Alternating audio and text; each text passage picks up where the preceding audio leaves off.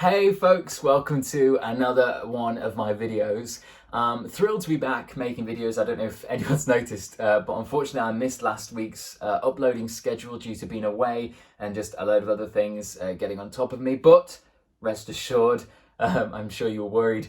We are back. Now I have another book haul video to share with you guys today. Now you may be wondering why you're doing another book haul, because the last video was a book haul and it's too much book hauls. Well, I'm sorry, I keep buying books and I can't help it.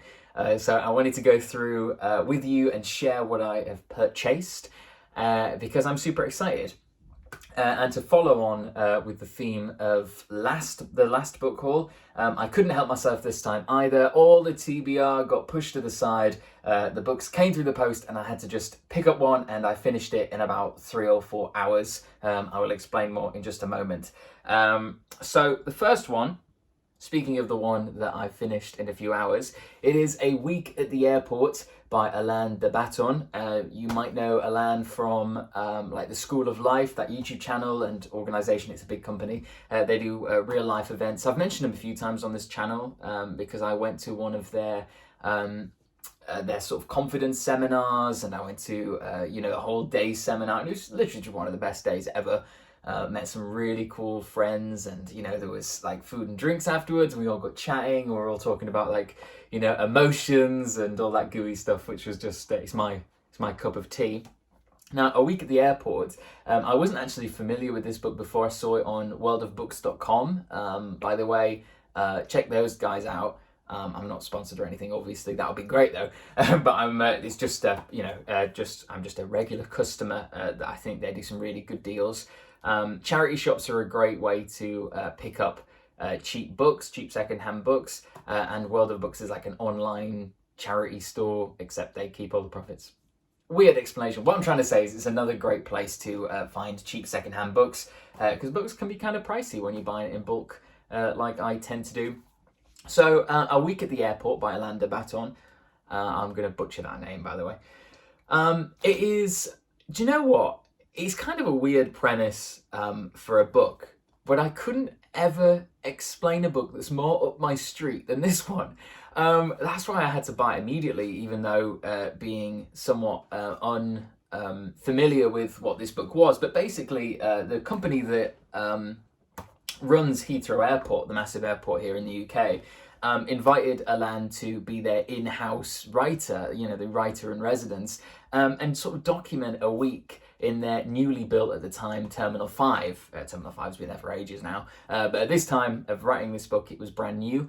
And they gave him no obligations to say nice things. They just gave him a full free pass to go through and document what he thinks of the terminal and the things that he kind of discovers. And oh my God, I don't know if it's just Alain's just a fantastic writer. Obviously he is. But I don't know what, I never expected it to be so engaging, and so it just sucked me in. I opened the package, picked it up and sort of had a skim through it and started reading the first page. And by the 3 or 4 hours later, it was done.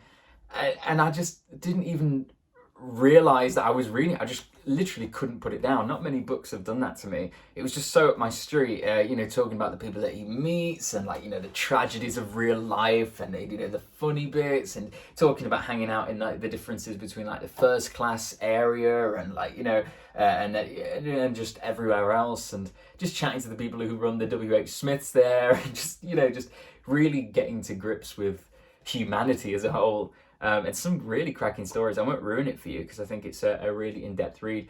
But he was chatting to some guy, and it turns out this guy had 2 families. He had a secret family on the side, and neither family knew of each other. And he was flying between London and LA, and he had 5 kids between them, and he was living this secret life. And so that's mad. How does someone even start that up?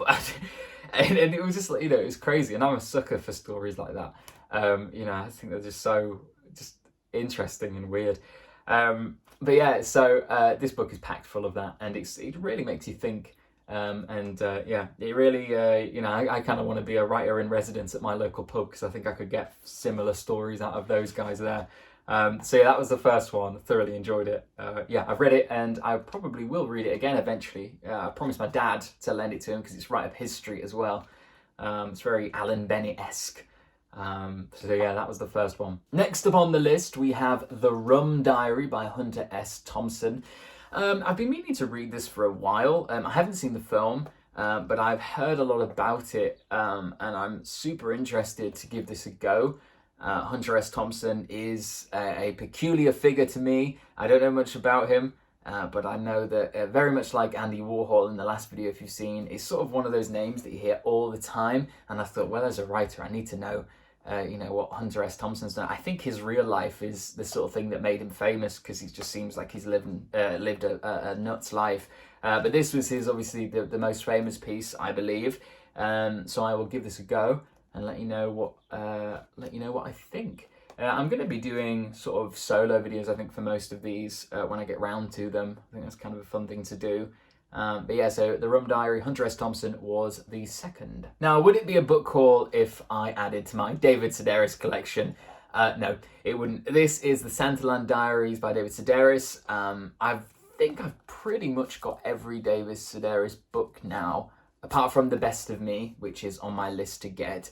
But I saw this, and I'd never heard of this before, and I was like, oh, well, I need to get this if I'd never heard of it. It's quite a small book, and that was just even more sort of incentive to get into, it was a great incentive to get, because I thought I could get through this in a day. And yeah, it just looks really cool. I don't know if it's Christmas themed, probably not. But yeah, very sort of David Sedaris-esque cover of Santa at the urinals. So yeah, really looking forward to delving into this. Just six of David Sedaris' most profound Christmas stories. There you go. I haven't even read the blurb yet. It is Christmas themed. Into one slender volume, perfect for use as a last-minute coaster or ice scraper. So yeah, maybe I'll wait until things get a little bit more festive. Who knows? But yeah, really happy to add this to my collection and to get through it. Maybe I will wait. I probably will wait until December. I've got a few Christmas novels and books lined up for my... I start in November, trying to psych myself up for Christmas, Next, we have The Picture of Dorian Gray by Oscar Wilde. Again, don't know that much about Oscar Wilde. I'm a big fan of Stephen Fry, and I find myself going down the Stephen Fry YouTube rabbit holes that I'm sure a lot of you do. And he mentions Oscar Wilde quite a lot, especially during his Oxford talk. If you've seen that video, it's really interesting. And I thought, do you know what? I really need to give that a go. I really need to know what these folks are talking about. And Oscar Wilde's such a prolific figure in the world of literacy. Yeah, I thought that Oscar Wilde definitely needs to be added to my collection. I have somewhere at the back of me, I have something by Oscar Wilde. I think I've got some poems by Oscar Wilde. I'm not really sure. I bought it years and years ago, and unfortunately just sat on my shelf. So I definitely will get around to this. So the fifth book in my haul is Neil deGrasse Tyson's Astrophysics for People in a Hurry. I know nothing about astrophysics, obviously.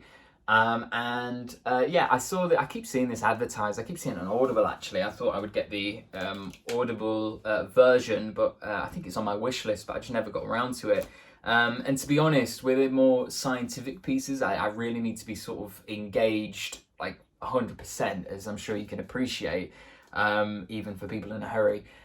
So I think that for me personally, to be engaged in something, I need to be reading it, because it sort of forces my my concentration, makes my concentration more acute when I'm reading something rather than like listening to an audiobook at the gym or the walk or whatever.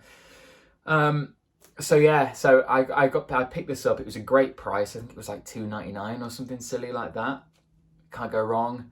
So yeah, I will definitely update you with what I think. Maybe I will change my career choice to something more scientific. Who knows? Maybe this will inspire me to go hunting for the stars rather than, the spoken word of audiobooks. So the next, I was watching a BookTuber's video. I can't remember who it was now, unfortunately. I'll try and remember and slot it in. But they were talking about their all-time favorite books, and I like watching those videos because I like the recommendations, and if someone loves a book and we have similar tastes or even complete polar opposite tastes, I often think, oh, you know what, I'll give that a go. And this was one of those examples. It's The Phantom of the Opera, and I'm so sorry, I should know this name, shouldn't I? But it's Gaston Leroux? Gaston Leroux? I don't know, I'm sorry, Yorkshireman, I can't pronounce anything. That's a good quality of an audiobook narrator, isn't it?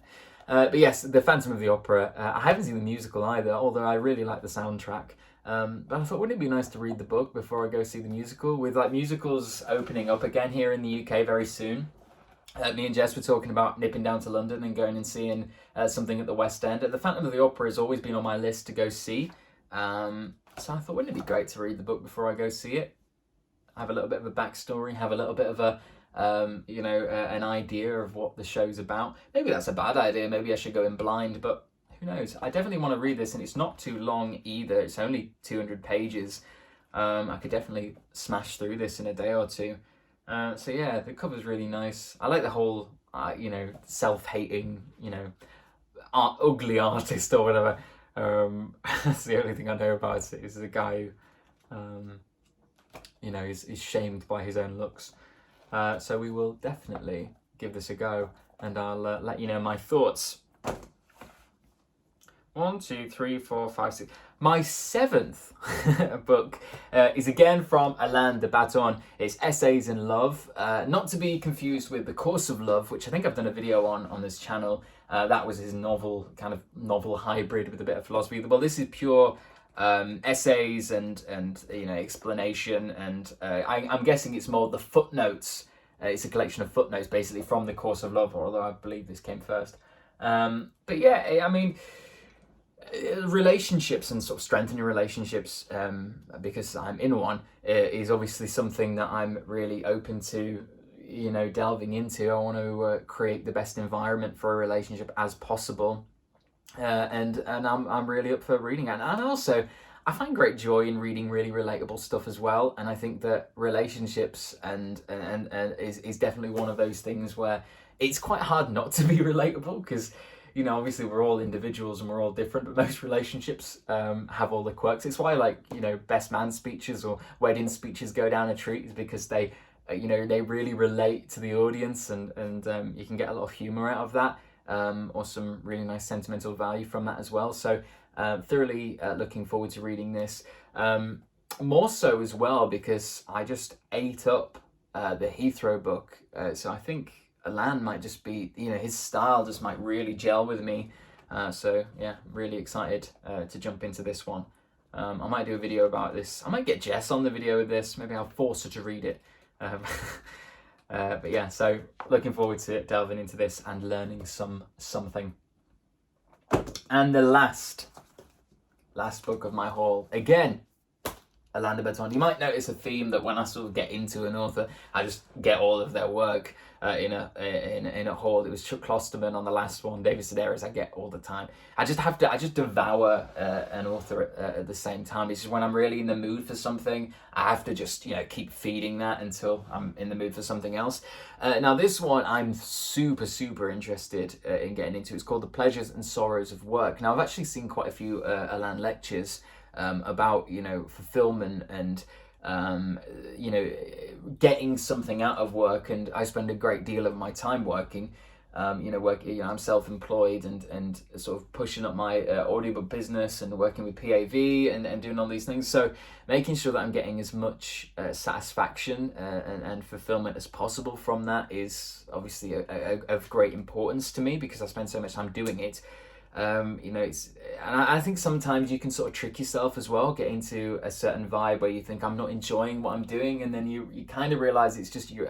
Certainly I do. I realize that I'm in this sort of self-deprecating funk that causes me to, sort of picture things badly or wrongly or whatever. So I think this is going to be a great way to sort of really sort of re-centralize how I view, how I spend my day, and definitely make sure that I'm getting everything that I can from my work to fulfill me, and make sure if there's anything that I can do better, mentally or, with perspective wise. So yeah, I'm really looking forward to delving into this. I have a few more Alain de Botton books. Great pictures in there as well. I have a few more Alain de Botton books on architecture and how architecture can, give you sort of it's a fun hobby basically, looking at architecture. And then also Religion for Atheists, which I believe is about basically taking the good parts of religion and sort of incorporating it on the life, because these things, I'm not particularly religious myself. So I do miss out a lot of the communion aspects of religion, or going to a place and meeting up regularly with people and discussing positive things, or re-centralizing your perspective of where you are in the world. I think that is something that the modern world's kind of lost out on through the depopularization of religion, especially in the UK. I can only speak from where I live, and religion really isn't a massive thing around here, unfortunately, or fortunately, depending on your view.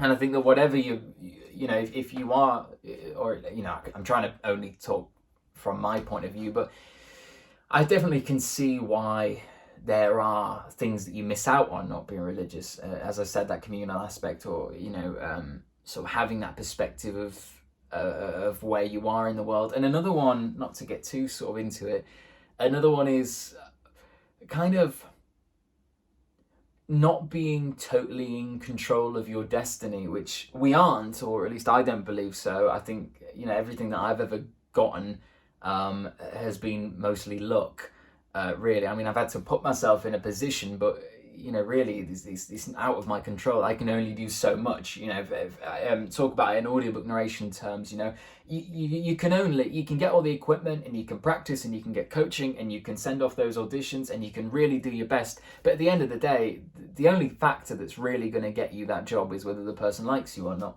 who's casting the piece. So and that's the same for most of life. It's so out of your control, and I think that a lot of religion can inspire you to let go of that control and think, well, it's in someone else's hands, so I can only do so much. And letting go of that control can be quite peaceful on the mind.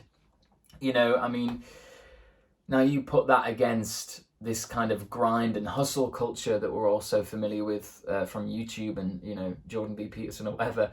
And this, you've got to get out there and hunt and harpoon your success, which is great in some ways, but also it can make you feel like a proper failure if it doesn't go your way. And if, say back to, if you don't get that audiobook narration job, it can make you think, oh, what's wrong with me? I must be terrible. And it, really sets your mood down. So I think I've gone off on a real tangent here. I apologize. But yeah, so I'm just saying that I want to go through all of Alain's work because I think I gel quite well with his like theories or philosophies, if you will. So yes, back to this one. Pleasure and sorrows at work. I'm looking forward to getting into this and making sure that I'm looking upon my work in the best possible way. Who knows, I might learn something. I assume I will, or I might not. Who cares? But definitely a good use of my time, I would say. So there we have it. All of my books. Somebody stop me. I just keep going onto all the books and just going buy. Yeah, we're driving my girlfriend mad. I'm going to need another bookshelf there. I have two, as you can see. I'm going to need another one there. That'd be fun, wouldn't it? My entire dream is just to have walls of bookshelves. Anyway, before this video gets too long, thank you so much for watching this. If you have any questions or opinions on anything that I've shown you today, please feel free to share them in the comments below. Reach out to me on any of the social media listed below. At the moment, apologies for those who have reached out to me on Instagram. I've actually deleted Instagram off my phone and Facebook as well, just because it was getting really negative in my personal life. But I do check it on the desktop version just for messages and procrastination and stuff. So I will get back to you, but it might be a day or so until I do. But please know that I'm not ignoring you. So if you have any comments at all or questions at all, please feel free to pop them below. Thank you so much for watching this video once again. Feel free to subscribe if that is of interest to you, and I will see you in the next one.